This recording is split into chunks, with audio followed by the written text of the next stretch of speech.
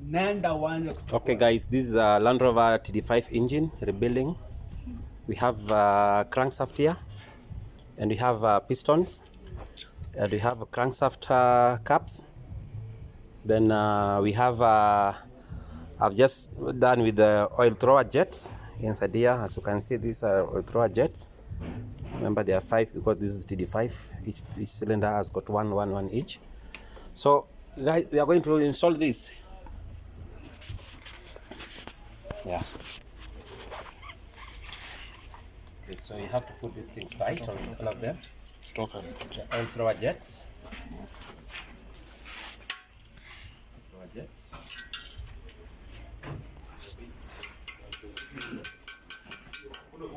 Make sure it is tight.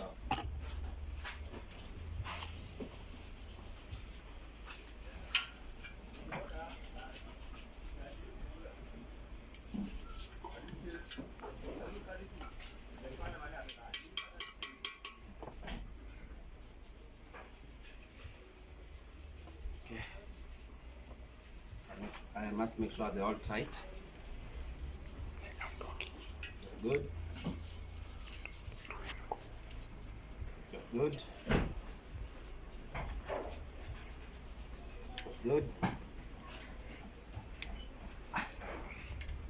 Oh guys, my name is Paul. You can call me any name you want. But many titles that doesn't help a lot, but you just have to know yourself, man. That's done. So next we are going to lift up the crankshaft and install it. Before doing that, you have to use lubricant. You have to put oil to the bearings. I've done with installing these bearings. These are main bearings. Next, you spread oil well, because of before engine start, you must put everything into place. That oil, it will knock in within a second.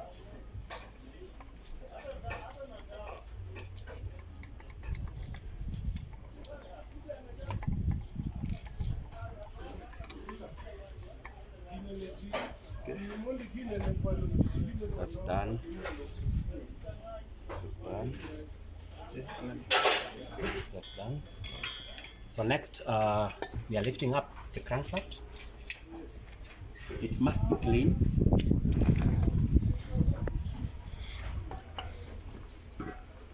This is crankshaft.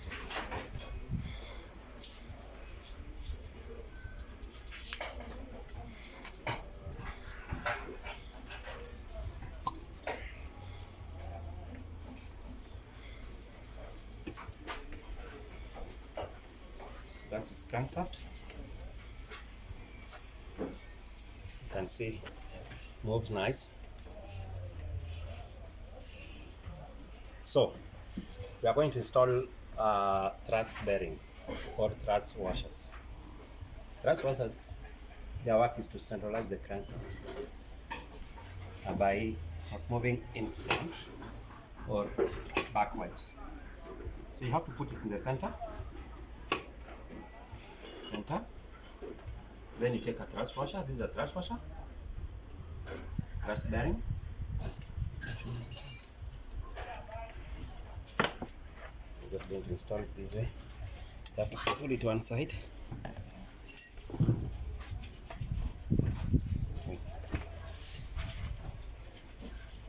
Oh, it has gone excess. Yes. Lift up a little bit. Lift it up a little bit.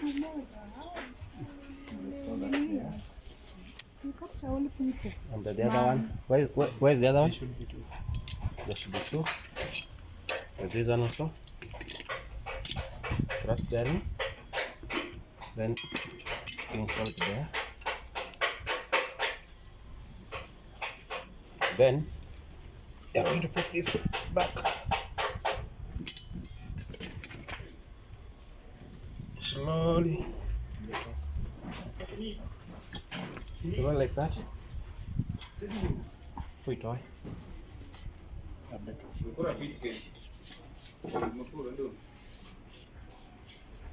Take this. Never use something sharp like this. It's very dangerous. Unless you're a professional like me. If you're not, don't.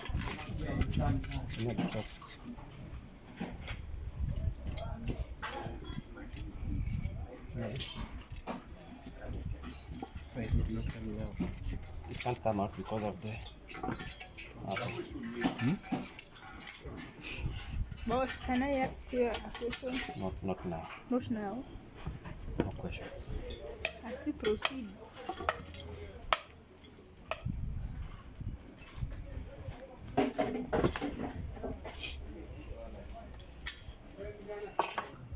I give you that much. You can see it's going smoothly. You can use one hand. So you use this, and again remember to use lubricant, then oil. You must put oil.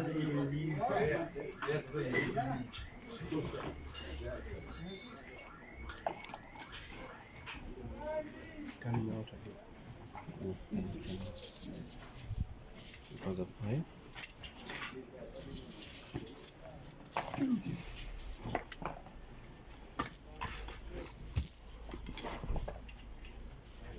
Okay, that's done. So when you're going to install main bearing caps, we are going to start with number 3.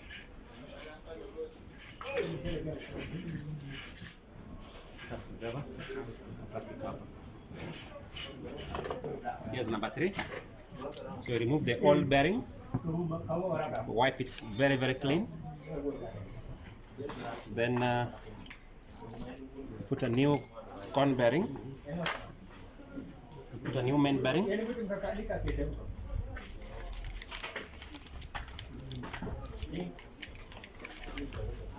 is a new main bearing.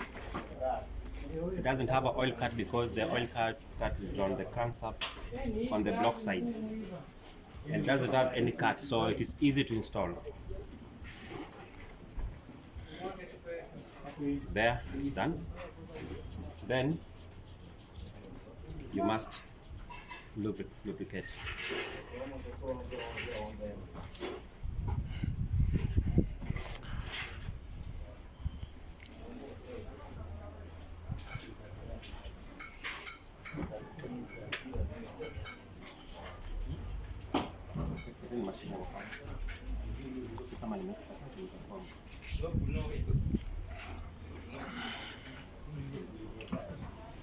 Leka nini pana. One try to. Leka box.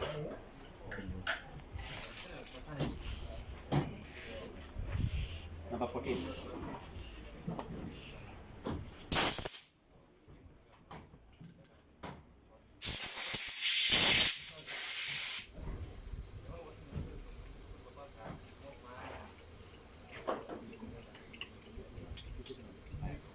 Then we have number 4.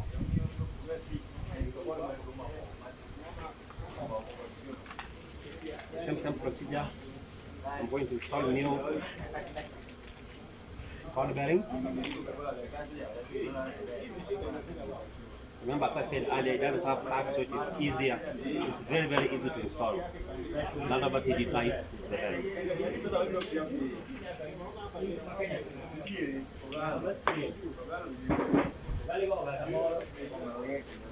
Number 4.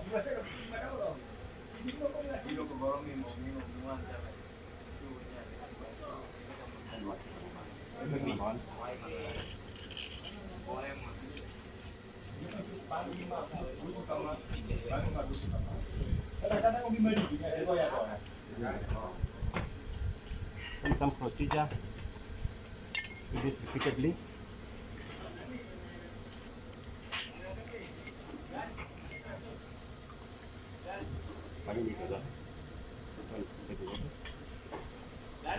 Oil.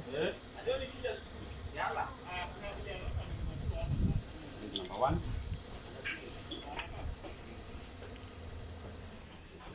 Simama ya pale ndio iwashike.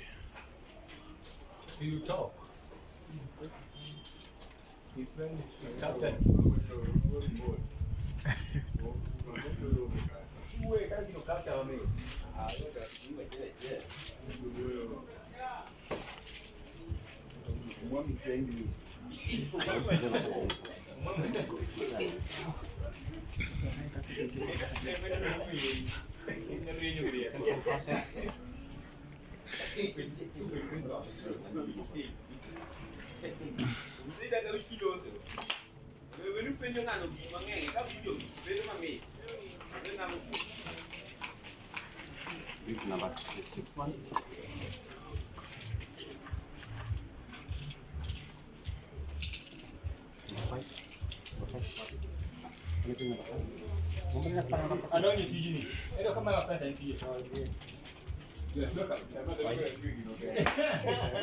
Same process.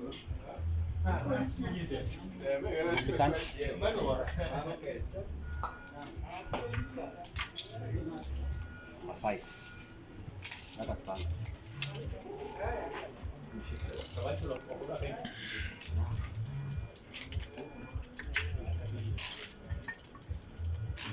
What's the number 2?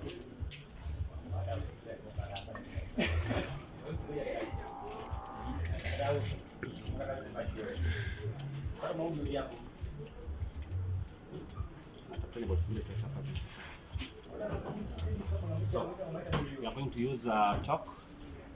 When you want to tighten this, you have to use 25 micrometer according to chalk. So I'm going to set mine chalk. Done. Always have to start with number 3 because of a thrust bearing.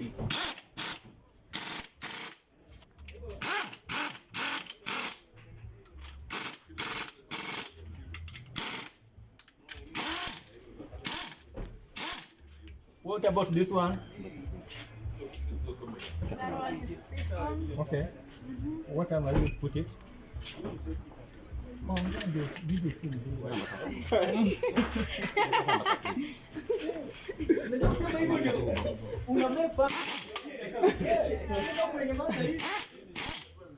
alafu unapigwa kofi moja.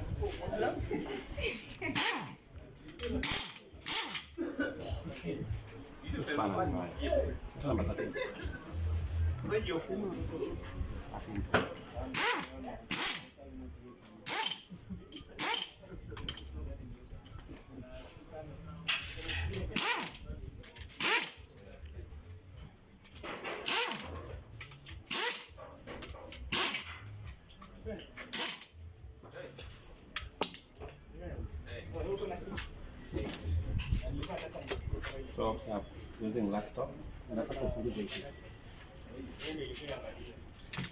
What should is that?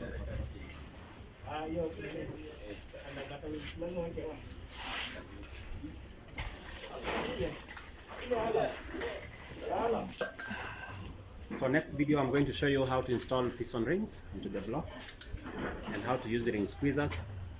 So stay with me. Thank you.